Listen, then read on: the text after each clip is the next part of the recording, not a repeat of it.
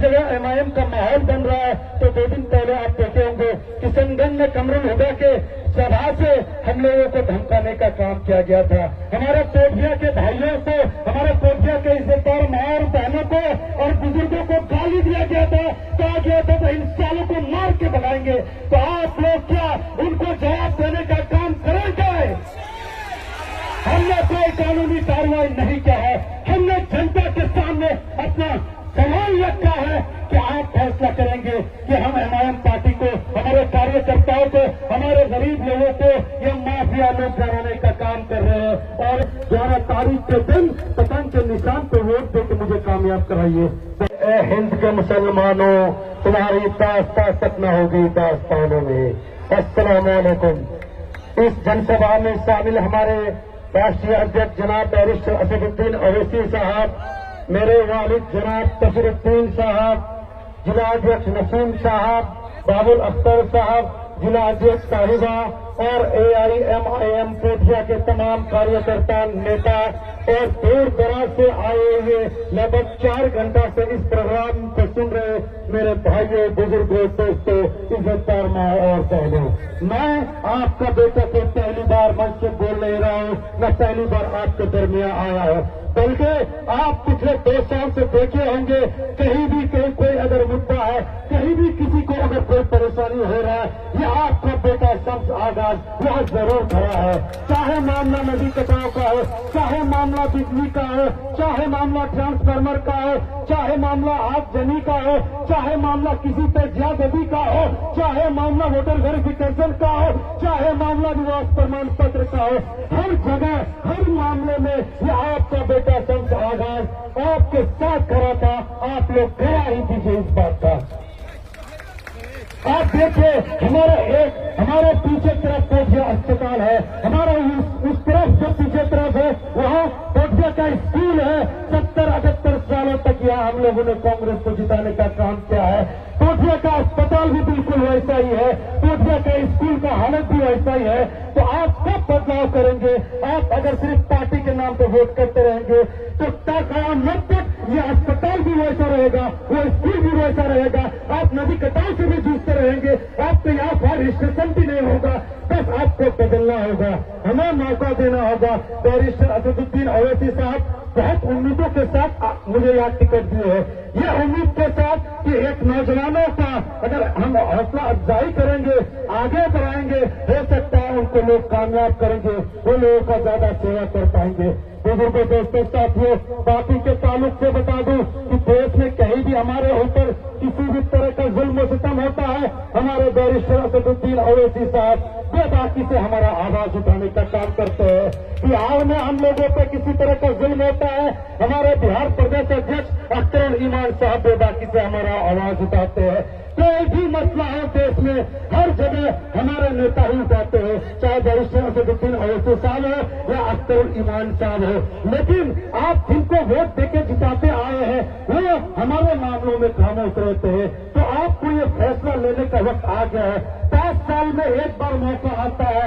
आप अगर 5 साल में किसी पार्टी को गाली देंगे वो कोई बड़ी बात नहीं है, लेकिन गाली न देकर भी इलेक्शन का टाइम अगर आप बदलाव करेंगे तो वो बड़ी बात है। इसमें आपका काम होगा, आपके इलाका का तरक्की होगा। दोस्तों, बुजुर्गों, साथियों, आपको ये भी देखना है 2 उम्मीदवार है, एक कांग्रेस से, एक MIM से। इन दोनों में कौन बेहतर है, कौन पढ़ा लिखा है, ये भी आपको देखना होगा। मैं अलीगढ़ मुस्लिम यूनिवर्सिटी से वकालत करके आया हूँ। मैं आपके बीच 2 साल से दौड़ रहा हूँ, भाग रहा हूँ। आपके क्षेत्र का जितना मुद्दा है सारे मुद्दों को रख रहा हूँ, लेकिन वही दूसरे तरफ जो कांग्रेस का उम्मीदवार है वो आपके बीच 5 साल से बिल्कुल भी गायब है। वो बस अभी चुनाव के वक्त आए हैं आपका वोट लेने, उनके पास अपना कोई मैनिफेस्टो नहीं है। वो बस आपको ये बात कहेंगे कि कांग्रेस को वोट दीजिए वरना बीजेपी जीत जाएगी। तो मैं आप लोगों को बताना चाहता हूँ कि आप उन कांग्रेस के तमाम नेताओं से सवाल कीजिए, आप उन कांग्रेस पार्टी के आला कमान से सवाल कीजिए कि चलिए यहाँ तो बीजेपी का सरकार है, यहाँ एक अकेला आप क्या करेंगे। लेकिन जहाँ आपका सरकार है, चाहे हिमाचल प्रदेश में हो, चाहे कर्नाटका में हो, चाहे झारखंड में आप गठबंधन का सरकार है, वहाँ हम मुसलमानों पे, वहाँ हम दलित भाइयों पे अगर किसी तरह का जुल्म सितम होता है, आप हमारे है, ये बात आप लोगों को कांग्रेस के नेताओं से करना होगा। वहाँ उनका सरकार है, वहाँ उनका पुलिस है, वहाँ उनका प्रशासन है, वहाँ ये लोग हमारा रक्षा नहीं कर पाते, तो यहाँ क्या रक्षा करेंगे? यहाँ हमें किसी की रक्षा की जरूरत नहीं है। यहाँ आपका भाई, आपका बेटा एडवोकेट शम्स आजाद काफी है इन जालिमों से, इन आरएसएस के लोगों से, इन बीजेपी के दलालों से मुकाबला करने के लिए। बस आप लोग मेरा ताकत बनिए, आप लोग मेरा साथ दीजिए, आप लोग अवैध साहब का साथ दीजिए और अपने आज पार्टी को मजबूत कीजिए। आप लोग देखे होंगे, मैं एक गरीब परिवार से आता हूँ, एक आम लड़का हूँ और एक नौजवान हूँ। हमारे जितने भी कार्यकर्ता हैं बहुत आम लोग हैं, बहुत गरीब लोग हैं, मिडिल क्लास लोग हैं।